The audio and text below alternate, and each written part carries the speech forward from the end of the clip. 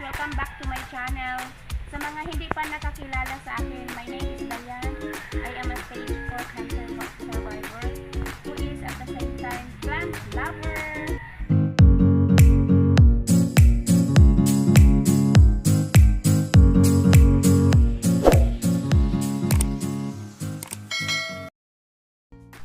I-flex ko lang itong mga hanging plants ko.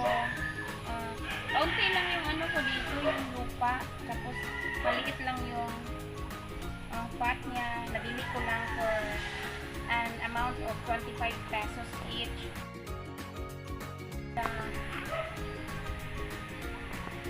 So inilagay ko dito kasi gusto ng mga hanging plants yung hangin. At saka itong spider plant. Mayroon lang din ako dito golden photos. So papakita ko sa inyo since tumataas na siya, so ginaganyan ko na lang siya. Ginaganyan ko siya dito. Parang circular. Tapos tinatabunan ng lupa yung roots para mas lush yung mga dahon. So hindi ko sila gaanong dinidiligan kasi may ulan. Tapos nasa shade naman sila. Tinitest ko lang kapag very dry na talaga, so dinidiligan ko ng rainwater kasi walang chlorine. So kaya nga lumalago yung mga halaman natin kapag umuulan dahil ang rain ay hindi chlorinated. Nakukumpare ko po yan sa mga halaman ko na dinidiligan ng galing sa grupo. So iba yung tubo dahil siguro sa chlorine.